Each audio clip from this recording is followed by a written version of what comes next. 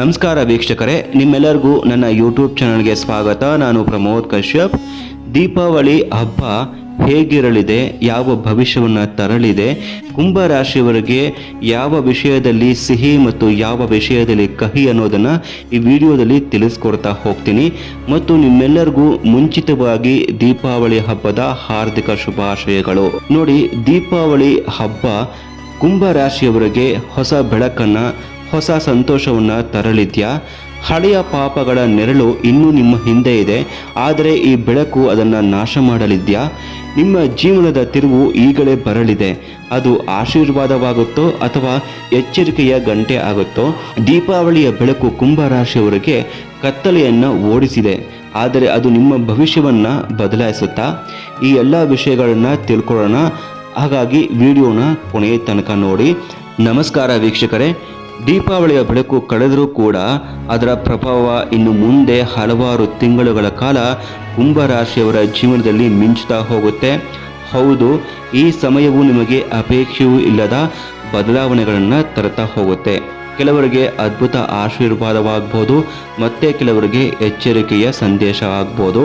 ದೀಪಾವಳಿಯ ನಂತರ ನಿಮ್ಮ ಜೀವನದಲ್ಲಿ ಹೊಸ ಬೆಳಕು ಹರಿತಾ ಹೋಗುತ್ತೆ, ಆದರೆ ಈ ಬೆಳಕು ಕತ್ತಲೆಯ ಮಧ್ಯೆ ಜನ್ಮ ತಾಳ್ತಾ ಹೋಗುತ್ತೆ. ಅಂದರೆ ಹಳೆಯ ಸಮಸ್ಯೆಗಳು, ಅಡಚಣೆಗಳು ಹಾಗೂ ಮನಸ್ಸಿನ ಭಯಗಳು ಮೊದಲು ನಿಮಗೆ ಎದುರಾಗ್ತಾ ಹೋಗುತ್ತೆ.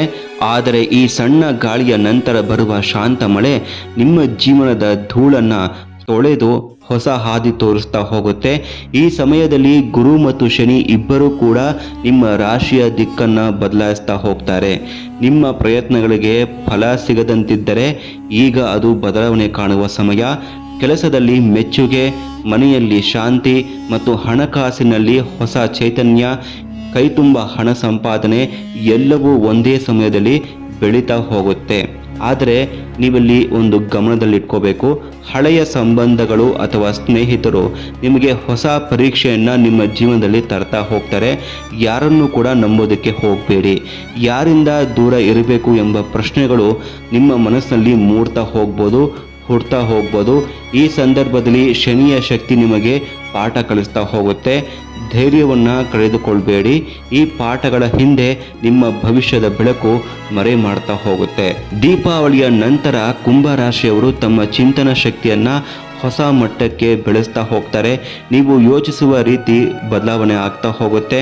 ಹೊಸ ಆಲೋಚನೆಗಳು, ಹೊಸ ಯೋಜನೆಗಳು, ಹೊಸ ಮಾರ್ಗಗಳು ಎಲ್ಲವೂ ಒಂದೊಂದಾಗಿ ನಿಮ್ಮ ಮುಂದೆ ತೆರೀತಾ ಹೋಗುತ್ತೆ.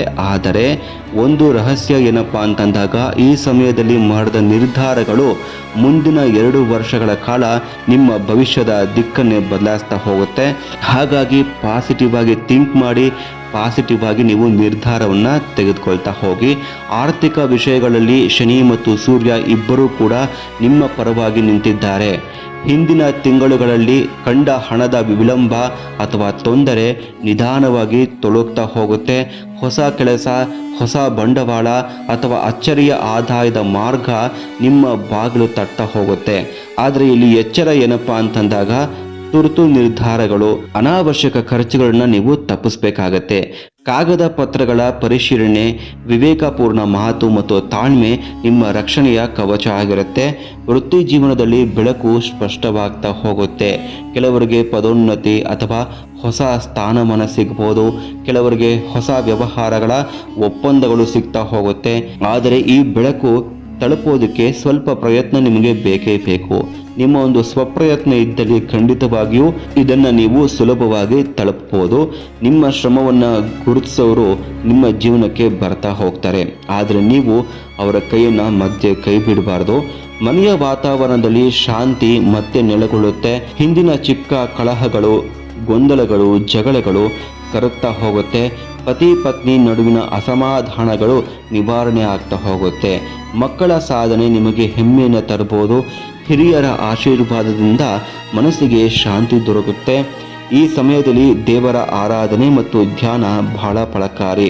ಮುಖ್ಯವಾಗಿ ನಿಮ್ಮ ಮನೆ ದೇವರು ಅಥವಾ ಇಷ್ಟ ದೇವರ ಆರಾಧನೆ ಮತ್ತು ಧ್ಯಾನ ಬಹಳ ಫಲಕಾರಿ ಅಂತ ಹೇಳ್ಬೋದು. ಇದು ನಿಮ್ಮ ಆತ್ಮಶಕ್ತಿ ಮತ್ತು ಮನಃಶಾಂತಿ ಮತ್ತು ದೇಹದ ಶಕ್ತಿಯನ್ನು ಕೂಡ ಬಲಪಡಿಸ್ತಾ ಹೋಗುತ್ತೆ. ಆರೋಗ್ಯದ ವಿಷಯದಲ್ಲಿ ಬೆಳಕು ಹೆಚ್ಚಾಗ್ತಾ ಹೋಗುತ್ತೆ. ದೇಹ ಮತ್ತು ಮನಸ್ಸು ಎರಡೂ ಕೂಡ ಹೊಸ ಚೈತನ್ಯದಿಂದ ಹಗುರವನ್ನ ಪಡ್ಕೊಳ್ತಾ ಹೋಗುತ್ತೆ.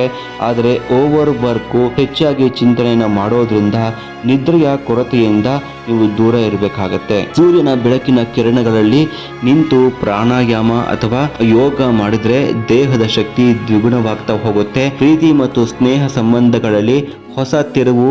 ಕೆಲವು ಕುಂಭ ರಾಶಿಯವರು ಹಳೆಯ ಪ್ರೇಮವನ್ನ ಪುನಃ ಅನುಭವಿಸ್ತಾ ಹೋಗ್ತಾರೆ. ಕೆಲವರು ಹೊಸ ವ್ಯಕ್ತಿಯನ್ನ ತಮ್ಮ ಜೀವನದಲ್ಲಿ ಬರಮಾಡ್ಕೊಳ್ತಾರೆ.